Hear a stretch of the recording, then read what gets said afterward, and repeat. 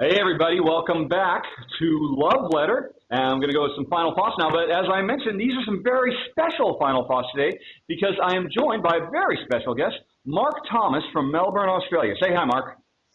Hi, Richard, and a very big hello to your viewers.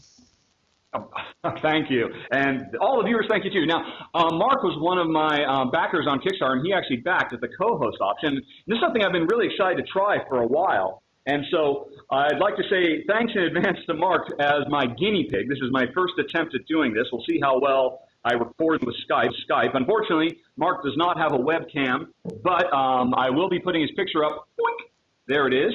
And everybody look at Mark's pretty picture, which I have not seen yet. I don't know what the guy looks like. Sure, he's a handsome man. But anyway, okay, so enough about that. Let's actually talk about Love Letter. I'll go first, and then I'll throw to Mark.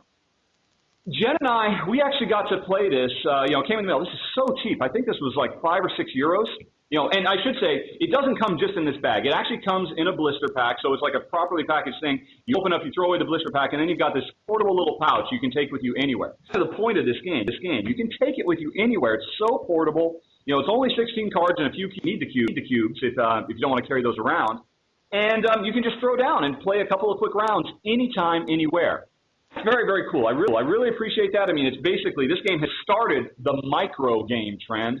Now you've got Council Verona, you've got Coup, you've got lots of these other games coming out. And so that, that's all very positive. I like that a lot about Love Letter. And the game itself is very clever, very smart. How they get so much out of so little.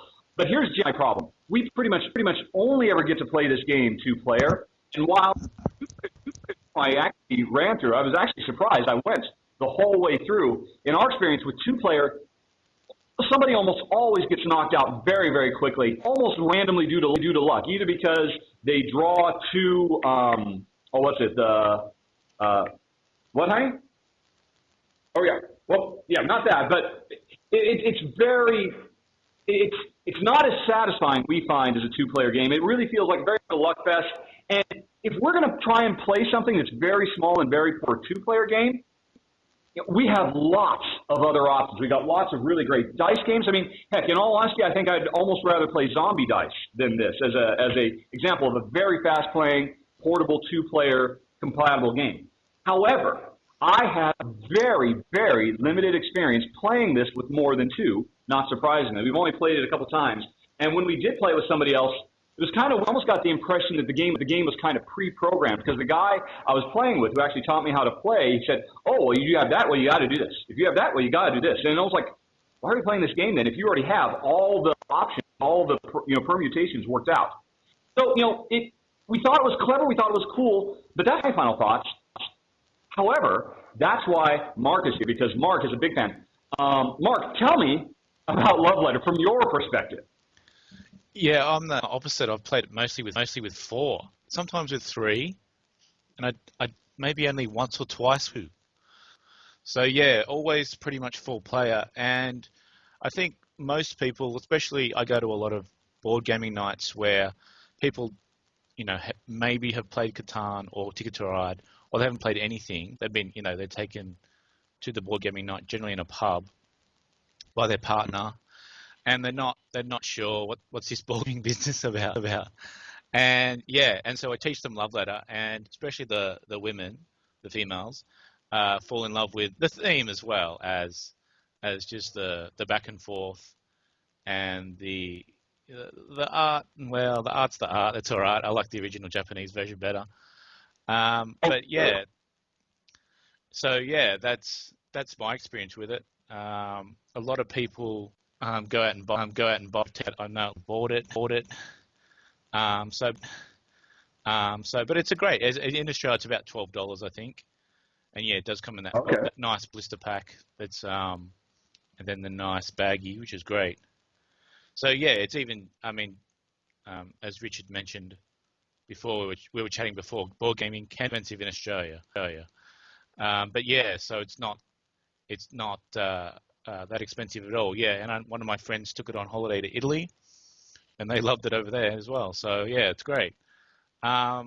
With 4 players, it's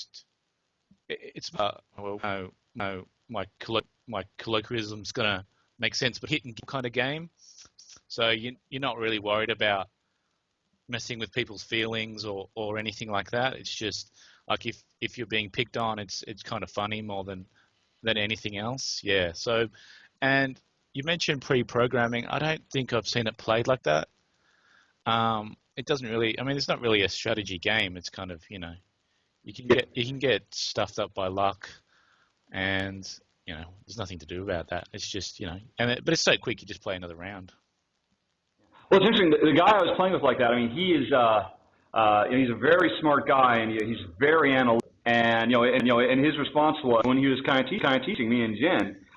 We play the guard and we guess at something, and he'd say no, and they say. But remember, whenever you're going for the guard, you should always guess this, because statistically, probabilistically, this is not only the most likely thing, but it's also the one that has the most synergy between. If you reveal that somebody doesn't have this, it means that. But it's interesting because he's a very hardcore gamer. I'm curious. You said you've been successful introducing this to casual people or muggles, people who don't play games at all. Do you play it with your kids, or do you predominantly use it as the ultimate mini gateway?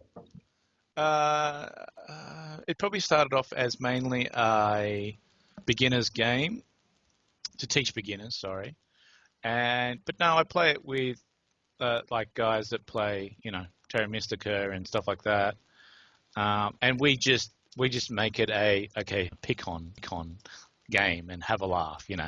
One epic game took an hour at one of our meetups at one of the pubs, and I went ahead 3-0, and you can guess who they picked on for the next 7 rounds.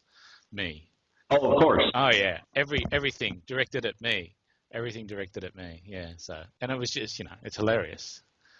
So we found it hilarious. Also, I think that you played this so much, you actually have some kind of pimped up version? I do, yes. A lot of people have done it. I've double sleeved my cards, so that I put an inner sleeve and then an outer sleeve. That's a bit more. That's showing my OCD-ness, my CDO-ness. Wait. Oh, sorry. Are they both just transparent sleeves? No, one's a transparent sleeve, the inner one, and the outer one's actually a red-backed Dragon Shield sleeve. Dragon Shield's a brand of sleeves. Okay. And then I've got to replace the cubes. I've got a custom ceramic chips, which are on one side there. They've got a heart on them. So yeah, I've got 13 there, and it just fits in the bag, just. So you still use the bag? You haven't replaced this? No, I haven't replaced the bag. The bag is great. I don't see how you could replace it. It's cool. Actually, you mentioned you actually like the original Japanese art more, but do you use the AEG? I should have mentioned, because I haven't mentioned this before. There's really 2 versions of this game you can get. The game itself is exactly the same. It was originally printed in Japan, and that version I think has Japanese and English text on every card. I think, is that right? Yeah, I believe so. The original version did, yeah. And then last year, AEG, an American game publisher, picked it up and re-themed it in their Tempest universe. So all these characters on these cards, the princess and the prince and whatnot, these are characters that also exist in other games like Courtier and I think Domain, or I can't remember the names of all the other ones, and a new one that's coming out this year called Canales. And that's actually really cool that you see these characters in different games doing different things.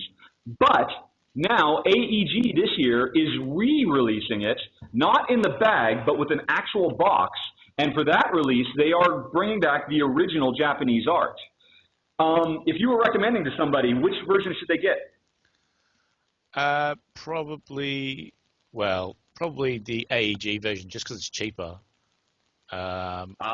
There's some places in Australia selling the reprinted original edition for like $25, so that's a bit silly. I've just got some from Amazon of the original. It's costing me maybe $15. No, maybe $15 with shipping each, I think. So that's not too bad. Yeah. But I would just say people get the AEG reprint because the art doesn't really matter, I don't think. Yeah. Why did you order the new one? Just to be a completionist, or was it for a gift? Just to be a completionist. Yeah, I'm terrible. And I ordered a few, so I'll probably give them out as gifts as well. I ordered. I don't know if I should say I ordered 5 of them. I went a bit mad. And I'll give some out as gifts as well. I have a lot of people's birthdays at the end of the year and Christmas and stuff. Yeah. And Christmas store. So actually, my last question for you then, like I said, so you definitely recommend this as a great either really great intro super gateway game, or amongst your gamer friends who just want to just kind of other just for a quick easy fun got you kind of thing.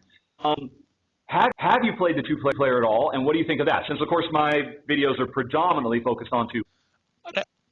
Or you said you have played. I played it, yeah, but only maybe 3 times maximum. Yeah, it's off two-player. I understand. I agree with you that it's not the best two-player game. I would rather play Roll Through the Ages, or I don't have zombie dice. I've got the alien dice one. What's that called?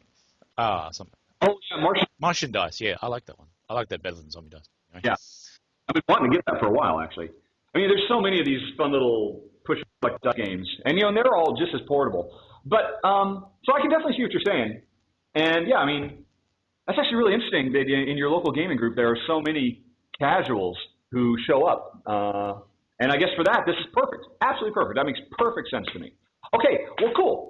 I think that's some final thoughts from me and Mark. Mark, thank you again so much for being here. I hope this video actually works. I've yet to try and stitch it together, but we'll worry about that later this afternoon. And otherwise, I will give the final word to you, Mark. If you like quick games, or if you're limited on space as well, I guess, which I didn't think of, then go out and grab it. It's really cheap and it's packaged really well. I don't think you can go wrong. There you go. All right. Well, thanks a lot, and thanks for watching, everybody. Talk to you soon. Have a good day. Bye-bye.